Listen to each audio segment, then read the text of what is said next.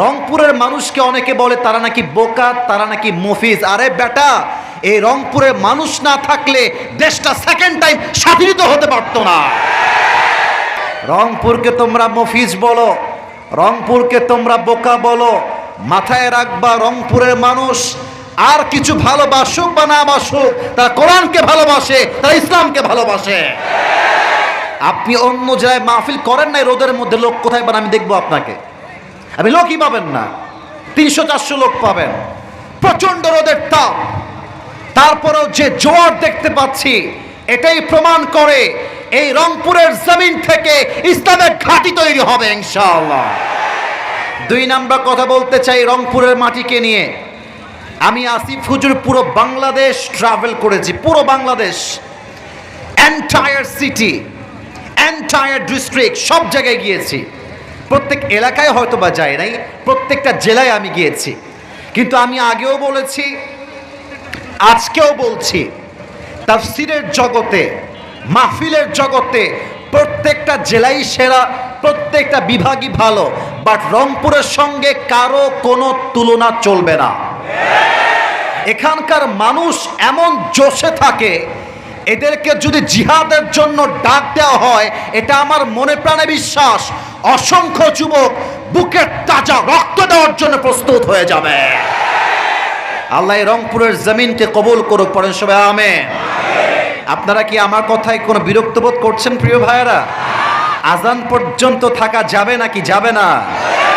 আমি এসেছি 2:45-এ, এখন 30 মিনিটস অলরেডি ইটস ডান, এটা শেষ। কিন্তু আমার কথা একটা, যতক্ষণ পর্যন্ত আসরের ওয়াক্ত না আসছে, ওয়াজ চলছে, চলবে, দোয়া পর্যন্ত আমরা আছি, একসঙ্গেই বাসায় যাব, বলেন ইনশাআল্লাহ। আপনাদের বউ আছে কার কার একটু হাত তোলেন, বউ আছে? আচ্ছা, বউ আছে, হাত নামান। এবার যারা কপাল পোড়া, বউটো কেউ নাই, কপাল পোড়ারা একটু হাত তোলো দেখি, তোমাদের হাত দেখা যাক। আপনাদের কারো বউ নাই? আমি বিশ্বাস করি না। আচ্ছা যুবক ভাইয়েরা, হাত নামাও, হাত নামাও। আমার আব্বা জানদের পায়ে আজকে হাত রাখলাম, আমি আসিফ হুজুর আব্বা জানদের পায়ে হাত রাখলাম, মাদের সামনে 2 হাত জড়ো করলাম। এই যুবকদের চরিত্র রক্ষা করতে চাইলে একমাত্র বিয়ে ছাড়া সেকেন্ড কোনো অপশন হতেই পারে না আমার যুবক ভাই। এদেরকে R15 দিয়ে খুশি করা যাবে না। আয় বাবা, নিজের পায়ে দাঁড়া, দাঁড়িয়ে তারপর তুই বিয়ে কর। মাথায় রাখবেন, নিজের পায়ে যতটুকু দাঁড়িয়েছে দাঁড়াক। বাবা হিসেবে আপনার দায়িত্ব এটা বলা যে বাপ তুই বিয়ে কর, চরিত্র বাঁচা, দরকার হলে 1 বছর আমি তোকে দেখবো, তোর বউকে আমি বাপই দেখবো, ঠিক কিনা বলে?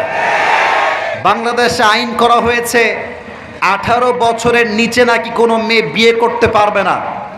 আমার প্রশ্ন হচ্ছে, 18 বছর নিচে বিয়ে করতে পারবে তা মেনে নিলাম, কিন্তু 13 বছরের যেই মেয়েটা পার্কে গিয়ে ইজ্জত বিলীন করছে, টিকটক করছে, ইজ্জতের ধাজিয়া উড়াচ্ছে, তার জন্য আপনার আইনটা পাস হবে কবে? 18 বছরের নিচে বিয়ে করলে জেলখানায় দিবেন, মামলা দিবেন। আর 13 বছরের মেয়ে প্রেম করলে বলবেন বাচ্চা মানুষ তো, বুঝে উঠে নাই। এটা উপরে ফিটফাট, ভেতরে সদরঘাট ছাড়া কিছুই হতে পারে না। এবং আমার অবাক লাগে মেয়েদেরকে দেখলে, এক একটা মেয়ে 4-5টা বয়ফ্রেন্ড বিলং করে। আমি জানি এই কথার জন্য অনেকে রাগ করবেন, আমি জানি, আমি জেনেই বলছি। আমার কথা একটা, যেই মেয়েগুলো আজকে টাকা পাইলে, সরকারি চাকরি পাইলে বুইরা টাকলার সঙ্গে বিয়ের পিড়িতে বসে যায়, এই মেয়ে জীবনে যাই পাক আর না পাক সুখের সন্ধান কোথাও খুঁজে পাবে না।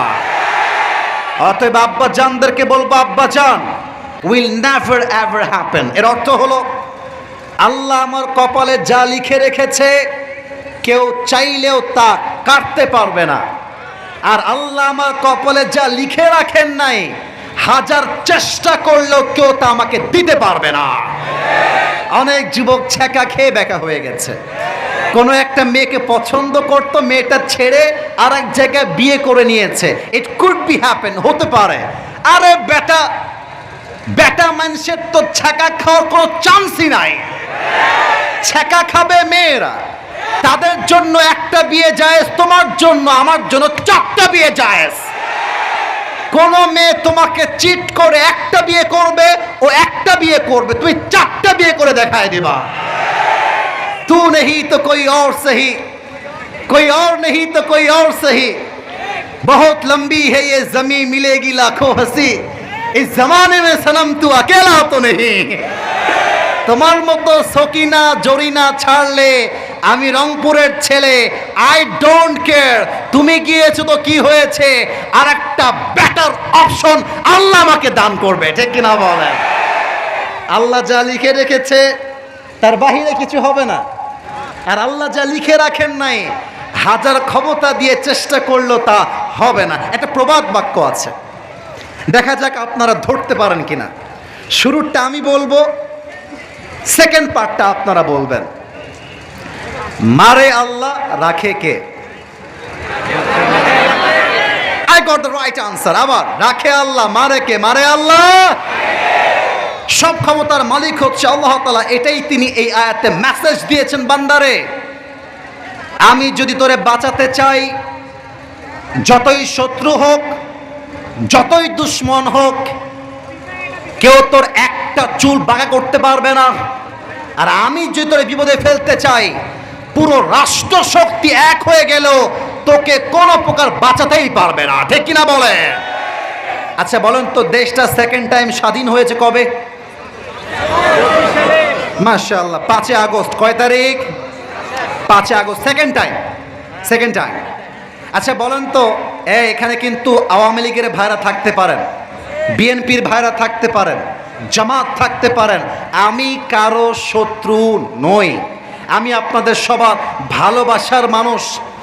5 আগস্টের দিনেও কিন্তু তাদের হাতে আর্মি ছিল, র্যাব ছিল, বিডিআর ছিল, সেনাবাহিনী ছিল, দলের লোক ছিল, কর্মী ছিল, নেতা ছিল। কিন্তু আল্লাহ বলেছেন আমি তোরে নামাই ছাড়বো, কোন সেনাবাহিনী চাইলেও তোর ক্ষমতার চেয়ারকে আটকে ধরে রাখতে পারবে না। আল্লাহ যা লিখে রেখেছে হবে, আল্লাহ যা লিখে রাখেন নাই তা হবে না, এটাই হচ্ছে মেসেজ। আচ্ছা এবার একটা কোন সুরসার না, একদম সোজা সাপটা কথা, সোজা সাপটা কথা। একটা মুরব্বী যদি ভাবতে পারে যে আল্লাহ যা লিখে রেখেছে তাই তো হয়েছে, একটা মুরব্বী যদি ভাবে যা কষ্ট পেয়েছি আল্লাহই তো দিয়েছে, যা সুখ পেয়েছি আল্লাহই তো দিয়েছে, আল্লাহই তো সব মালিক, তাহলে আমার টেনশনটা কোথায়?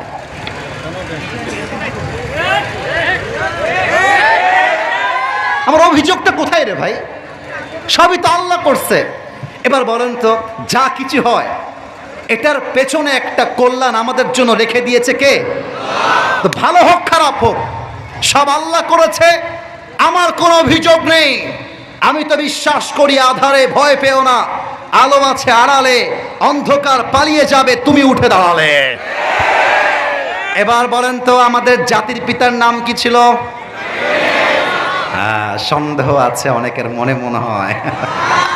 ওকে, let me ask you the same question again. আবারও প্রশ্ন করছি, বলেন তো রংপুরের মিঠাপুকুরের ভাইয়েরা, আমাদের জাতির পিতার নাম কি? কোন ব্যক্তিকে জোর করে চাপাই দিলে জাতির পিতা হওয়া যায় না।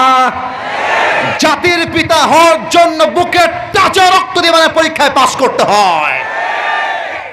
ইব্রাহিম আলাইহিস সালামকে নমরুদ বলছে, ইব্রাহিম এই দেখ আগুনের কুণ্ডলী তোর সামনে, হয় আল্লাহকে ছাড়, না হয় তোকে আমি আগুনে পুড়িয়ে মারব। ইব্রাহিম বলছে এক কথা, আমার জীবন যাবে, আমার ঈমান যাবে না। আমার বুকের তাজা রক্ত ঝরবে, আমার ঈমানে কোনো ত্রুটি আসতে দেওয়া যাবে না, ঠিক কিনা বলে? নমরুদ বলছে, এই শোনো, ইব্রাহিমকে এখনই আগুনে ফেলিয়ে দাও। এবার জিবরাইল বলছে, ইব্রাহিম তুমি আমার কাছে সাহায্য চাও, আমি তোমাকে বাঁচায় দিব। ইব্রাহিম আলাইহিস সালাম বলছেন, আমি তো এমন কোন রবের ইবাদত করি না যেই রব তার বান্দার দুঃখ কষ্ট নিজের চোখেই দেখে না। হাসবুনাল্লাহু ওয়া নি'মাল ওয়াকিল, আমার রব আমার জন্য যথেষ্ট, তোমাকে আমার কোনো প্রয়োজন নেই। আগুনে যখন ফেলা হলো, আল্লাহ বললেন কুলনা ইয়া নারু কুনি বারদাও ওয়া সালামান আলা ইব্রাহিম, হে আগুন আমার ইব্রাহিমের জন্য তুমি শান্তিদায়ক ঠান্ডা হয়ে যাও। যখন আগুনে নিক্ষেপ করা হলো, দেহের চামড়া অঙ্গ প্রত্যঙ্গ গলে পুড়ে ছারখার হয়ে যাওয়ার কথা, কিন্তু আল্লাহর আদেশ আগুন ইব্রাহিমের দেহের